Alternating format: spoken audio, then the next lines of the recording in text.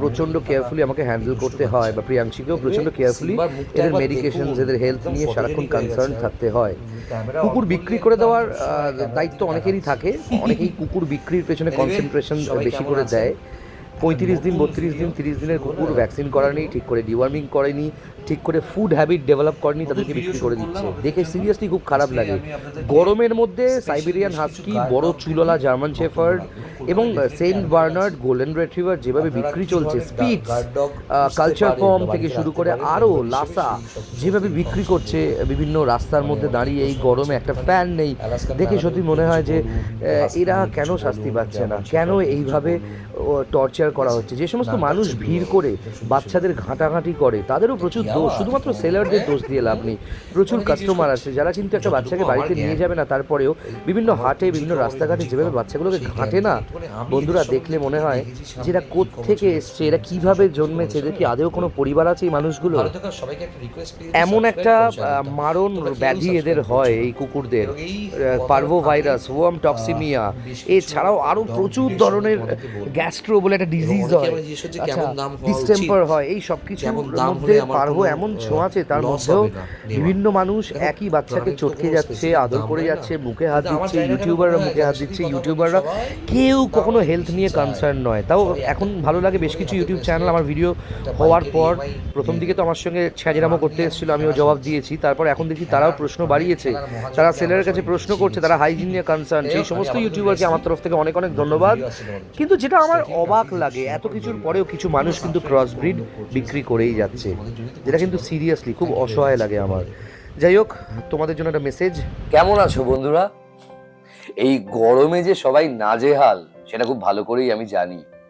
যেভাবে কাটছে আমাদের প্রত্যেকের এই গরমে অফিস যাওয়া, দোকানে যাওয়া, বাজারে যাওয়া, এবং ভাবতে পারো এই যে কলকাতা পুলিশের সমস্ত আধিকারিক, বেঙ্গল পুলিশ, সারা ভারতবর্ষের বা সারা পৃথিবীর সেই সমস্ত রাস্তায় থাকা পুলিশ বা সেই সমস্ত লোকজন যাদের এই দিনের আলোয় বা এই দুপুর রোদে রাস্তাঘাটে থেকে কাজ করতে হয়, সত্যি মানে বিগ স্যালিউট। মানে তারা কিভাবে যে সার্ভ করছে আমাদের কান্ট্রিকে বা সারা পৃথিবীকে, আমরা হলে হয়তো পারতাম না। অনেকেই আমাকে কল করে বলছে, গোটা জেলা থেকে, গোটা ভারতবর্ষ থেকে প্রচুর ফোন আসছে, অন্যান্য ভাষার লোকেরও ফোন করে জিজ্ঞেস করছে আমাদের ভিডিও থেকে, দাদা আমাদের বাড়ির পোষ্যরা যারা অ্যাডাল্ট হয়ে গেছে তারাও কিন্তু এই গরমকালে খুব একটা বেশি খাওয়া দাওয়া করছে না, খাওয়া ছেড়ে দিয়েছে, কি করব। তখন বিভিন্ন ধরনের ডায়েট তাদেরকে সাজেস্ট করতে হচ্ছে। ভিডিওর প্রথমেই বলে রাখি, যারা নতুন দেখছো আমাদের এই ভিডিও, তারা প্লিজ লাইক করো, শেয়ার করো, সাবস্ক্রাইব করো আমাদের এই চ্যানেল। আজকে আমি এই ভিডিওটা করছি শুধুমাত্র তোমাদের জন্য। দেখো, নর্মালি অনেক ধরনের খাবার দাবার তোমরা খাওয়াও তোমাদের পোষ্যদের। এরমও হয় কুকুর কেনার পর কোনো ওষুধের দোকানে গেলে বা কুকুরের যে দোকান থেকে কুকুর কিনছো তারা একটা খাবার রেফার করলো, সেটা তোমরা খাওয়াতে শুরু করলে। পটি কিছুতেই শক্ত হচ্ছে না, হজম হচ্ছে না, পটি থেকে অ্যাসিডিক স্মেল বেরোচ্ছে, মানে অম্লের গন্ধ, মানে অ্যাসিডের গন্ধ বেরোচ্ছে। ঠিক করে ডিওয়ার্মিং করাতে পারোনি বলে অনেক দিন ধরে পাতলা পটি হচ্ছে, খাবার হ্যাবিটটা চেঞ্জ হচ্ছে না, আস্তে আস্তে শরীর শুকিয়ে যাচ্ছে। এই সমস্ত প্রবলেম তো খুব কমন। কিন্তু এটাও দেখা যাচ্ছে যে ডাক্তারকে তুমি দেখাচ্ছ, সেই ডাক্তার তোমার বাচ্চাকে দেখার পর প্রেসক্রিপশনটা তোমার হাতে না দিয়ে ডিরেক্ট দোকানের কোনো স্টাফকে দিয়ে দিচ্ছে, যাতে সেই দোকান থেকে জিনিসপত্র কিনেই তোমার হাতে একটা থলে ধরিয়ে দেওয়া হয়, 5,000 6,000 টাকা বিল হয়। তুমিও বোকার মতো ইনোসেন্ট ওয়েতে লজ্জা পাচ্ছ, কি ভাববে ডাক্তার, কি ভাববে দোকানদার, নিয়ে নিচ্ছ। তোমার সেখানে জিজ্ঞেস করা উচিত, আপনারা আপনাদের দোকানে কত % ডিসকাউন্ট দিচ্ছেন, আর এই সবকিছু তো আমার প্রয়োজন নেই। যে 3টে বা 4টে মেডিসিন একটা কুকুর বাড়িতে নিয়ে যাওয়া লাগে প্রয়োজন, সেইগুলোই লিখে দিন।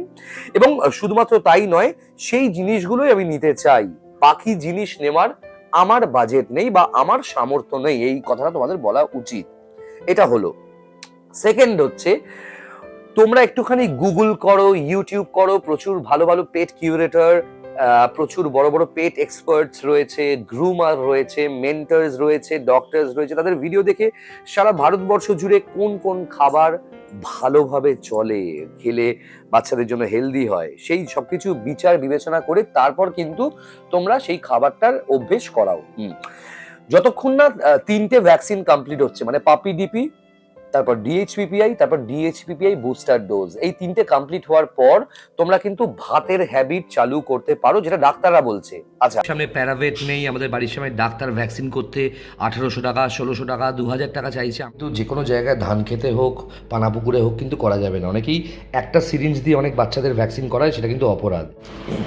এবং দুটো হাত দিয়ে এটাকে ভালো করে নাড়াবে যাতে পাউডার আর লিকুইড মিক্স হয়ে যায়, যেন ঢালু না হয়, সোজা করে। হ্যাঁ, পাউডারের সাথে লিকুইডটা মিক্স হওয়ার পর কিরম একটা হালকা পিঙ্কিশ টোন আসে দেখো ডিএইচপিপিআই ভ্যাকসিনে।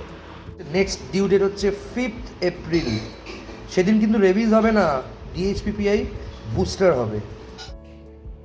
প্রচুর জেলায়, প্রচুর শহরে, প্রচুর রাজ্যে প্রপার ডাক্তার নেই, প্রপার ওয়েট নেই, মানে ট্রিটমেন্টের প্রচণ্ড অভাব। আমি সেই কারণেই বলেছি, তোমাদের এরিয়াতে যদি ডাক্তার না থাকে, ভালো চিকিৎসা, ভালো ওষুধ, ভালো খাবার দাবার যদি জোগান না থাকে, তাহলে কিন্তু প্লিজ বন্ধুরা এই ছোটো ছোটো প্রাণগুলোকে বাড়িতে নিয়ে যেও না। তোমরা কিন্তু যেচে এই খুনের মানে জন্য দায়ী হয়ে যাবে। খুব নিরীহ প্রাণ। আগে দেখে নাও যে কোথায় রাখবে, আদেও সেখানে ট্রিটমেন্টের ঠিকঠাক ব্যবস্থা আছে কিনা। আমি ডোডো আরও একবার নতুন একটা ভিডিও নিয়ে তোমাদের সামনে হাজির হয়ে গেলাম। অনেকেই আমাকে জিজ্ঞেস করেছে, দাদা আমাদের পাড়ায় যে প্যারাভেট আছে বা যে ভেটেরিনারি ডক্টর আছে, তিনি বলছেন তিনি স্ট্যাম্প দিয়ে সই করে ভ্যাকসিন করাবেন, তার জন্য 1600 টাকা, 1800 টাকা, 2000 টাকা পর্যন্ত চার্জ করবে। আমরা তো অ্যাফোর্ড করতে পারবো না, তবুও আমাদের বাড়িতে কি তাহলে পোষ্য রাখবো না? রাখলেও তাকে কি ঠিক টাইমে ভ্যাকসিন করাতে পারবো না? বন্ধুরা, আমি একটা জিনিস বলবো, কথাটা হয়তো খুব কন্ট্রোভার্সিয়াল, কিন্তু ঠান্ডা মাথায় চিন্তা করলে তোমরা বিবেচনা করবে, প্রত্যেকটা ডাক্তারের না এটা অ্যাটলিস্ট মানে কি বলবো, দায়িত্ব হওয়া উচিত, এটা কর্তব্য হওয়া উচিত, অ্যাটলিস্ট ভেটেরিনারি ডক্টরের এটা কর্তব্য হওয়া উচিত যে বাড়িতে যারা অ্যাফোর্ড করতে পারবে তাদের থেকে সেই টাকা নেওয়া। যখন ডাক্তারির শপথ নেওয়া হয় বা যখন ডাক্তারি পড়ার শপথ নেওয়া হয়, তখন কিন্তু একটা শপথের মধ্যে এই কথাটা মেনশন করা থাকে যে আমরা যেভাবেই হোক এই প্রাণগুলোকে বাঁচানোর চেষ্টা করব পুরো দমে। প্রচুর ডাক্তার আছে তারা বিনা পয়সাতে ভ্যাকসিন দেয়, প্রচুর ডাক্তার আছে শুধু ভ্যাকসিনের দামের ওপর 100-200 টাকা চার্জ করে ভ্যাকসিন দিয়ে দেয়। অনেকেই আছে যারা এটাকে একটা বিজনেস হিসেবে নিয়েছে, এবং বিজনেস ইনকাম করা কোনোটা অপরাধ নয়, কিন্তু যে মানুষগুলো অ্যাফোর্ড করতে পারছে না ডাক্তারবাবু, তাদেরকে প্লিজ একটু কম দামে ভ্যাকসিন করিয়ে দিন। আমরা সবাই জানি বড়বাজারে মহামায়া বলে একটা দোকান আছে, এবং অনেক কোম্পানি ডিস্ট্রিবিউটর আছে, মেডিসিন কোম্পানি, যাদের ভ্যাকসিন প্রিন্ট যদি 1000 টাকা থাকে 280-300 টাকায় পাওয়া যায়। সেই সমস্ত খবর তো মানুষ আমাদের ভিডিও থেকে পেয়ে গেছেই, কিন্তু সবাইকেই বলবো ভ্যাকসিনেশন খুব ইম্পর্ট্যান্ট, নিজে পাকামো মেরে মারতে যাবেন না। প্রিয়াংশী বহু বছরের অভিজ্ঞতা হওয়া সত্ত্বেও কিন্তু জীবনে 3-4 বার হয়তো ভ্যাকসিন করেছে বাড়ির পোষ্যদের। আমরা এই সময়ে দাঁড়িয়ে এই গরমে পোষ্যকে কোথাও নিয়ে গিয়ে ভ্যাকসিন করাতে পারছি না। আর বাড়িতে আসার যে স্কেডিউল দেবাশিস দা, সেটাও একটু প্রবলেম হচ্ছে, কারণ দেবাশিস দা প্রচণ্ড ব্যস্ত। ও যে এরিয়া থেকে আসবে, বেহালা এরিয়া, সেখানে কিন্তু প্রচুর কুকুরকে ভ্যাকসিন করাতে হয়, প্রচুর কুকুরের ট্রিটমেন্টের জন্য ওকে দৌড়দৌড়ি করতে হয় ডাক্তারকে সাথে নিয়ে। তাই বন্ধুরা, প্রিয়াংশী আজকে আমাদের বাড়ির আঁকিটাকে ভ্যাকসিন করিয়েছে। তোমরা কিন্তু এই ভ্যাকসিনেশনটাকে ছেলে খেলা ভাববে না। ডাক্তারের ভ্যালু সবার উপরে, ডাক্তার ভ্যাকসিনেশন করানো মানে নিশ্চিন্ত, কিন্তু ভ্যাকসিন করানো মানেই সঙ্গে সঙ্গে কুকুর সুস্থ হয়ে যাবে, সেটা একদমই নয়। অ্যান্টিবডি তৈরি হতে বা ভ্যাকসিনের ভেতরে যে ডেড ভাইরাসটা আছে, যে প্রতিরক্ষা ক্ষমতা বাড়াবে শরীরের ভেতরে ঢোকার পর, সেটা কিন্তু অ্যাক্টিভেটেড হওয়ার জন্য 21 দিন লাগে, অনেকে বলে 14 দিন, অনেকে বলে 7 দিন। আমি সবথেকে বেশি 21 দিন ধরেই চলি। ভ্যাকসিনেশন হওয়ার পরে কিন্তু পেট গরম হওয়ার সম্ভাবনা থাকে, তাই একটু ঠান্ডায়, এই প্রচণ্ড গরম পড়েছে, ঠান্ডায় বাচ্চাদের রাখবে। আর মানুষের উচিত একটু স্বাবলম্বী হওয়া। প্রত্যেকটা মানুষ যেন ভ্যাকসিনটাকে একটা পেশা হিসেবে না নিয়ে নেয়। খুব দরকার পড়ছে, ডাক্তার পাচ্ছ না, প্যারাভেট পাচ্ছ না, তখন তুমি এই ব্যবস্থা করলেও করতে পারো, কিন্তু ডাক্তারের সাথে কনসাল্ট করে। কি করে বাড়ির আমেরিকান আঁকিটাকে ভ্যাকসিন করাবো, একদম গোদা বাংলায় সহজে তোমাদেরকে দেখিয়ে দিচ্ছি, দেখে নাও ভিডিওটা। বন্ধুরা, ভ্যাকসিন হবে। অনেকেরই কোয়েশ্চেন যে আমাদের বাড়ির সামনে প্যারাভেট নেই, আমাদের বাড়ির সামনে ডাক্তার ভ্যাকসিন করতে 1800 টাকা, 1600 টাকা, 2000 টাকা চাইছে, আমরা কি তা বলে বাচ্চাগুলোকে ভ্যাকসিন করাতে পারবো না? একটা সহজ পদ্ধতি শিখিয়ে দিচ্ছে, কিন্তু তারাই ট্রাই করবেন যাদের একটু হলেও মেডিকেল নলেজ রয়েছেন। বাড়ির সামনের ডাক্তার বা প্যারাভেটের থেকে আইডিয়া নিয়ে তবে কিন্তু ভ্যাকসিন করাবেন, যথেষ্ট রিস্ক হয়ে যেতে পারে না হলে। আমি জাস্ট থিওরিটা তোমাদেরকে দেখিয়ে দিচ্ছি প্রথমবারের জন্য গোদা বাংলায়। বরফের চাই রয়েছে বাটিতে, পাশে ডিসফোভ্যানের সিরিঞ্জ রয়েছে এবং 2 ml সিরিঞ্জ। এবং প্রিয়াংশীকে বলবো একটুখানি ভ্যাকসিনগুলো তুলে দেখিয়ে দাও। নোভিভ্যাকের ডিএইচপিপিআই হবে। প্রথমে হচ্ছে আমি একটু দেখাই সবাইকে। এই হচ্ছে নোভিভ্যাকের ডিএইচপিপিআই, একটা লিকুইড থাকে, ঠিক আছে, L4, এটা L4 একটা লিকুইড থাকবে এবং তার সাথে থাকবে একটা ড্রাই পাউডার। লিকুইডটাকে ফার্স্টে লিকুইডটাকে ফার্স্টে পাউডারের ভেতরে মিশিয়ে দুটোকে ভালো করে হাত দিয়ে ঘষে মেশাতে হবে। মেশানোর পর কিন্তু সেটাকে সিরিঞ্জে নিতে হবে। মাপটা তো একই থাকে, 1 ml থাকে, এবং সেই মাপটাকে সিরিঞ্জে নিয়ে বাচ্চাটার যে জায়গায় তুমি ভ্যাকসিন করবে সেটাও আলটিমেটলি দেখাচ্ছি। বন্ধুরা, এবার ভ্যাকসিনের প্রিপারেশনটা হবে। চলো শুরু করো। ফার্স্টে সিরিঞ্জটা খুলে নিচ্ছে প্যাকেট থেকে, এবং তোমরা কিন্তু খুব সেফ, খুব পরিষ্কার একটা বাটিতে বরফ দিয়ে কিন্তু বটলগুলো বাড়িতে রাখবে। এটা কিন্তু যে কোনো জায়গায় ধান খেতে হোক, পানাপুকুরে হোক কিন্তু করা যাবে না। অনেকেই একটা সিরিঞ্জ দিয়ে অনেক বাচ্চাদের ভ্যাকসিন করায়, সেটা কিন্তু অপরাধ। এই সিরিঞ্জ দেখতে পাচ্ছ 2 ml সিরিঞ্জ, খুলে নাও সামনেটা। নিডলটা লাগিয়ে নিচ্ছে সিরিঞ্জে। আমাদের হাত কিন্তু ভীষণভাবে স্যানিটাইজ করা এবং ধোয়া, যে কোনো হাতে করা যাবে না, ঠিক আছে? এটা কিন্তু যে কেউ ট্রাই করো না। এই লিকুইডের বটলটার ভেতর থেকে লিকুইডটাকে সিরিঞ্জে তুলে নিয়ে সেটাকে ড্রাই পাউডারের ভেতরে ঢোকাবে প্রিয়াংশী।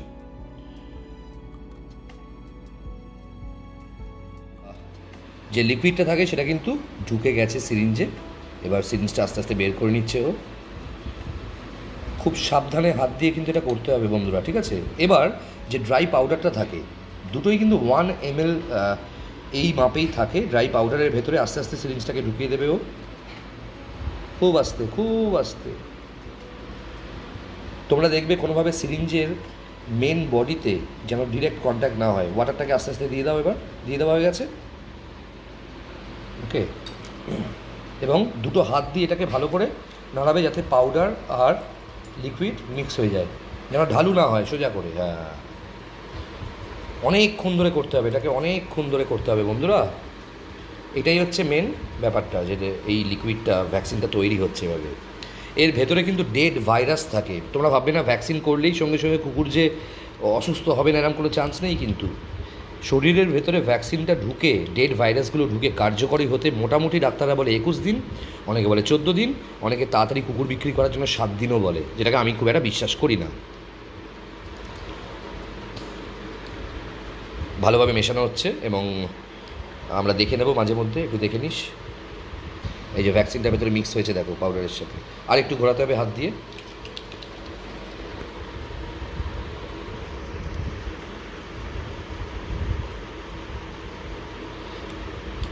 আস্তে আস্তে যদি তোমাদের প্র্যাকটিস হয়ে যায়, তোমরা কিন্তু বাড়ির পোষ্যকে নিজেরাও দিতে পারবে, কিন্তু সবার আগে ডাক্তারের সাথে পরামর্শ করে।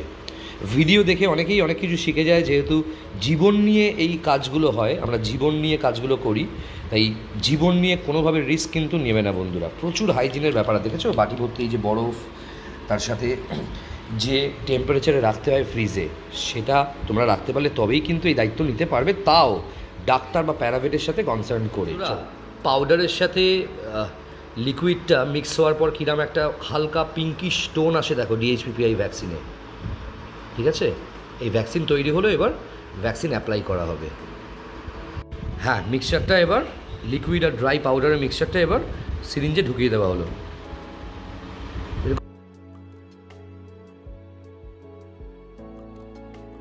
দেখো মিষ্টি এই পুচকেটা কত সুন্দর ভ্যাকসিন নিজে থেকেই নিয়ে নিচ্ছে। বন্ধুরা, এমনভাবে ভ্যাকসিন দিতে হবে যাতে বাচ্চাটা লেগে না যায়, এটা কিন্তু মাথায় রাখতে হবে বন্ধুরা। সেকেন্ড ভ্যাকসিন যেহেতু হয়ে গেল, এবং এই সেকেন্ড ভ্যাকসিনে কিন্তু ওর এই যে ভ্যাকসিনের স্টিকার যেটা, সেটা কিন্তু এখানে লাগিয়ে দিতে ডেটটা লিখতে হবে। ডেট লেখা হয়ে যাচ্ছে ভ্যাকসিনেশনের। ঠিক করে কালি পড়ছে না, কি অবস্থা, কালি শুকিয়ে গেছে দেখেছো? আচ্ছা, এখানে হচ্ছে নেক্সট ডিউ ডেট হচ্ছে 5 এপ্রিল। সেদিন কিন্তু রেভিজ হবে না, DHPPI বুস্টার হবে। এখন অনেকগুলো ভ্যাকসিন কিন্তু বেড়ে গেছে, সব কিছু ডাক্তারের সাথে পরামর্শ করে দিয়ে।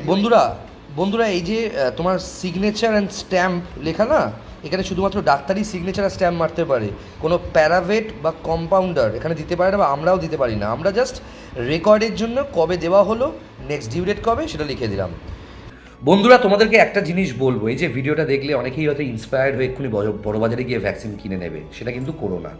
তোমার বাড়ির পোষ্যের যদি ট্রিটমেন্ট করার জন্য বা যদি ভ্যাকসিনেশন করার জন্য সামনাসামনি কোনো প্যারাভেট না পাও, যদি ডাক্তার না পাও, কোনো এক্সপিরিয়েন্স লোকের সাথে কনসাল্ট করো, কোনো ডক্টরের সাথে ফোনে কনসাল্ট করো, তারপর কিন্তু ভ্যাকসিনেশন করিও। যারা প্রথমবার করবে তাদেরকে বারণ করবো, প্রথমবার কিছুদিন কোনো ডক্টর বা কোনো কম্পাউন্ডার প্যারাভেটকে দেখো, সামনে থেকে অ্যাসিস্ট করো, তারপর কিন্তু এই পদে মানে এই পথে পা বাড়াও, এটাই বলবো তোমাদেরকে।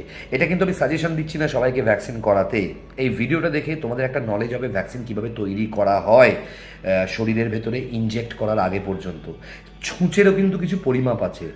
কিছু কিছু মানুষ এই কুকুরের চামড়া তুলে ভ্যাকসিন দেওয়ার সময় ইনসুলিনের সুচ ইউজ করে, যেমন পম্পস্কেয়ারের অসীম দাও আমাদের বলছিল ছোটো সুচ, যাতে শরীরের ভেতরে প্রপারলি ভেতরে ঢুকে মাসেলে আঘাত না করতে পারে। আমরা খুব শর্টে তোমাদেরকে দেখালাম, কিন্তু প্রচণ্ড হাইজিনিক ওয়েতে পারলে হাতে গ্লাভস পরে কিন্তু করবে। কিন্তু যদি অবস্থা থাকে, যদি ব্যবস্থা থাকে ডাক্তার বা প্যারাভেটের, তাহলে তো সমস্যাই নেই, নিজে এই রিস্ক নিও না, সবাইকেই বলবো আমি। সমাজের যা অবস্থা, ডাক্তারদের যা অভাব, মানুষ যদি নিজে স্বাবলম্বী না হয়ে যায় তাহলে কী হবে? ডাক্তাররা নাকি এই বাচ্চাগুলোকে বাঁচাবে, ডাক্তাররাই যদি এত টাকা করে চার্জ করে, তাহলে সেই ডাক্তারের ডাক্তারি হওয়ার যোগ্যতা এখনও অর্জন হয়নি আমি মনে করি। ভালো লাগলে শেয়ার করো, লাইক করো, সাবস্ক্রাইব করো। আর তোমাদের বাড়ির কোনো বাচ্চা যদি এই মুহূর্তে জন্মে থাকে, যাদেরকে তুমি চাইছো ভালো বাড়িতে দিতে, তোমরা আমার সাথে যোগাযোগ করো, কল করো। হ্যাঁ, তোমাদের নিজস্ব দাম ডেফিনেটলি পাবে, কোনো প্রাণের কোনো দাম হয় না, কিন্তু একটা প্রপার ভ্যালুতে তোমরা কিন্তু অন্য লোকের বাড়িতে তাদেরকে দিতে পারবে। এবং শুধু তাই নয়, আমি চেষ্টা করবো সেই বাচ্চাগুলোকে নেওয়ার আগে পর্যন্ত মানুষ যাতে না ছুঁয়ে না ঘাঁটাঘাঁটি করে। খুব ভালো থাকো বন্ধুরা, আর বাড়ির পোষ্যদের এবং নিজেরাও খুব ভালো থেকো। শুধুমাত্র এরম যেন না হয় যে প্রাণীদের, বিভিন্ন প্রাণী, বিভিন্ন অ্যানিমালকে তুমি সাহায্য করতে গিয়ে, ভালো রাখতে গিয়ে নিজের পরিবারকে তুমি ডিপ্রাইভ করছো। মানুষ হয়ে জন্মেছি আমরা, মানুষের সাথেও যেভাবে থাকবো, এই নিরীহ প্রাণীদের সাথেও সেভাবে থাকবো। অবসেসড হয়ে যেও না বন্ধুরা।